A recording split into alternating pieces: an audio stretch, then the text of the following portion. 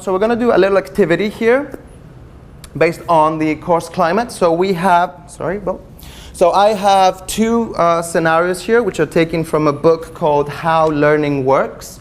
I mean, you've already gotten into little groups, so if you could maybe expand those groups to have 3 or 4 members each.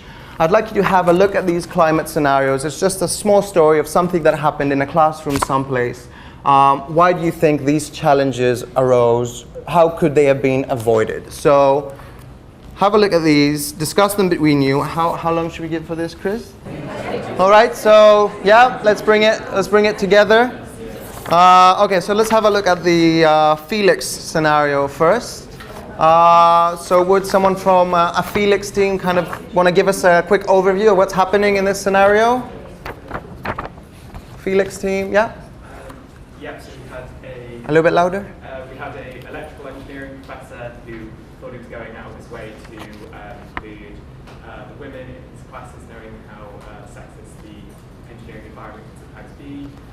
He had a TA who was less so and caused problems and occasionally made sexist comments. And the course evaluations at the end suggested that both faculty members had been slightly sexist in their approach, and both the males and the females in the class made complaints about him, even though he claimed he was doing all he could to tackle the issue. Okay, so the Felix teams, in your opinion, why did this challenge arise? What was, why did this confusion, this misunderstanding happen? All right, so we see here that you're trying to get into, the mind of this instructor and see where he's coming from with this behavior. Is it like an unconscious bias? Is it something that's based on the way that he was kind of raised or the experiences that he had when he was going through higher education? Singling out a specific, audience from his students, not treating everyone equally. What he could have done is be a little bit more reflective, examining his own assumptions, maybe have more conversations with his TA, addressing the issues a lot earlier, and maybe the college or university or whatever it is should have offered some more official support or training. Yes? One thing, I have the feeling that there is an external pressure on the department generally. Okay. That's the first sentence. Discussion in my department about how to get more female students in electrical engineering.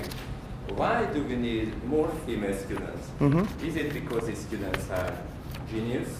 Or because some guy up there said, you have only 10 female students and 19 men, so you need more female. Yeah. So that's a question. And then the professor maybe felt, oh, I need more, so I will patronize them, I will help them, I will push them. So that might have been... Why this story started, okay, it's other thing is sexist and all these things, but there is another... Okay, so it might not be his own character that's leading to this behavior, but it might be pressure from above, for whatever reason, to get more women in electrical engineering.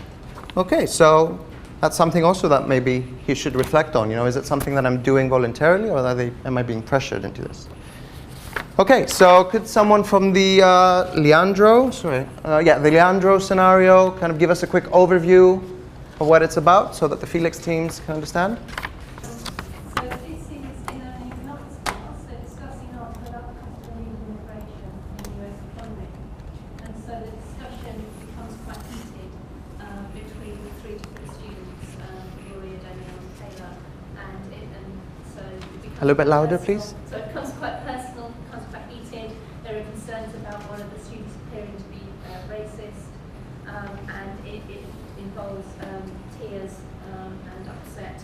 And so, and then the professor says that he doesn't feel he handled the situation well, but he wishes the students are mature enough to talk about these issues without getting so emotional. Feel that's fair summary? Yep. Okay, so what do you think were the main challenges here? Why did this happen in the classroom? Why did people sort of end up in tears?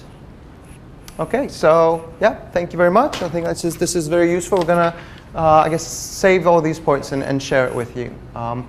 One thing I should probably mention is that although we're focusing a lot on teachers and inside the classroom, a lot of these things kind of are relevant to professional services as well, because they get in touch with with people from different backgrounds, students coming from different countries, different religious backgrounds. So I think it is relevant to them as well. It's not just about teachers. It's also about managing those behaviors and expectations.